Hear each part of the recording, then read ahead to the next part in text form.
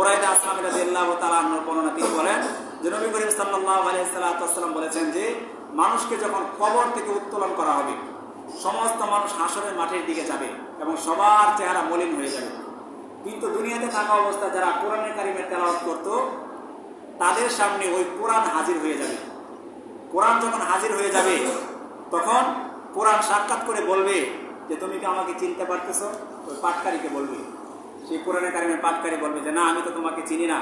তখন ওই কোরআন বলবে যে আমি তো হলাম তোমার ওই কোরআন, যে কোরআন দুনিয়াতে থাকা অবস্থায় আমি তোমাকে রাতের বেলা ঘুমাতে দিতাম না। তুমি রাতের ঘুমকে, আরামের ঘুমকে তুমি হারাম করে কোরআন তেলাওয়াত করতে। রাতের বেলা তুমি তারাবিতে দাঁড়ায়া হাফেজ সাহেবের কোরআনের তেলাওয়াত শুনতে। ফজরের পরে তুমি নিয়মিত কোরআনে কারিমে তেলাওয়াত করতে। আজকে তোমার চেহারা মলিন হোক, এটা আমি চাই না। তোমার চেহারাকে আলোকিত করার জন্য আমি কোরআন তোমার সামনে হাজির হয়ে গেলাম। সুবহানাল্লাহ।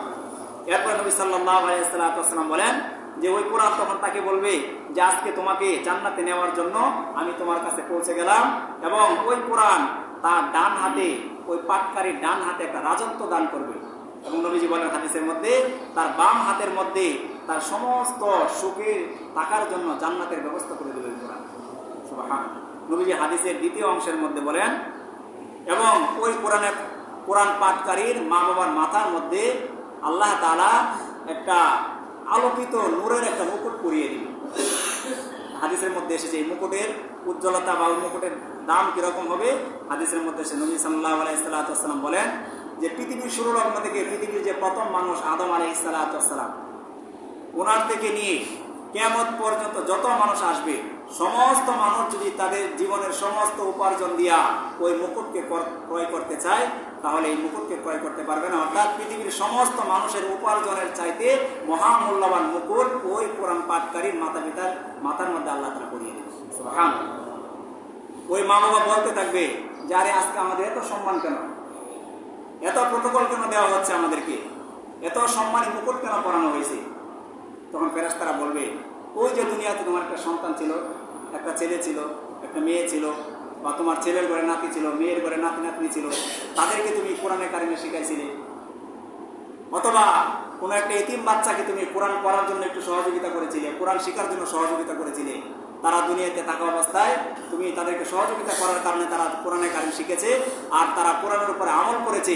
তারা সেই কোরআন শিখার কারণে, আমল করার কারণে তাদের সেই বদৌলতে আল্লাহ তাআলা আজকে তোমাদেরকে এত পরিমাণ সম্মান দান করেছে। সুবহানাল্লাহ। এই জন্য মুহতারাম হাজিরিন, এখন থেকে ইচ্ছা করেন যাদের ঘরে সন্তানেদের আল্লাহ তাআলা দিয়েছে, বা যাদের ঘরে দেয় নাই, যাদের ঘরে সন্তানেরা আসতেছে, এখন থেকে ইচ্ছা পোষণ করেন যে সন্তানটাকে আর যাই বানান না বানান, সর্বপ্রথম কোরআনের একটা শিক্ষা দিবেন, কোরআনের হাফেজ বানাবেন।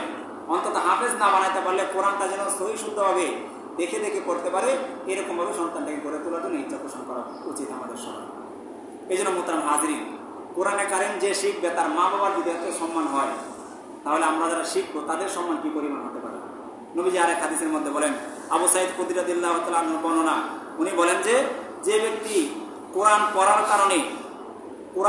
কারণে অন্য অন্য জিকির, অন্য অন্য দুরুদ, অন্য অন্য ইস্তিগফার সমস্ত কিছু থেকে সে বিরত থাকে, দেখা যায় সব সময় শুধু কোরআনই পড়ে। তো নবীজি বলেন যে কোরআন পড়ার কারণে যদি সে অন্য অন্য ইবাদত থেকে মাহরুম থেকে যায়, তাহলে অন্য অন্য ইবাদত করে সে যে পরিমাণ সওয়াব পাইতো, কোরআন পড়ার কারণে তার চাইতে দ্বিগুণ সওয়াব আল্লাহ তাআলা দিয়ে দিবেন। সুবহানাল্লাহ। শুধু তাই নয়, বুরায়দা রাদিয়াল্লাহু তাআলা আনহু বর্ণনা, তিনি বলেন যে কোরআন পড়ে এবং কোরআন শিখে এবং কোরআন অনুযায়ী আমল করে, আল্লাহ পাক রব্বুল আলামিন কিয়ামতের দিন তাকে এমন একটা টুপি পরিয়ে দিবে যে টুপির উজ্জ্বলতা সূর্যের আলোর চাইতে আরো দ্বিগুণ হয়ে যাবে। সুবহানাল্লাহ। এত পরিমাণ ফজিলত। আর এই ফজিলতপূর্ণ কোরআনকে আল্লাহ তাআলা রমজান মাসে নাযিল করেছেন। এরকম বিভিন্ন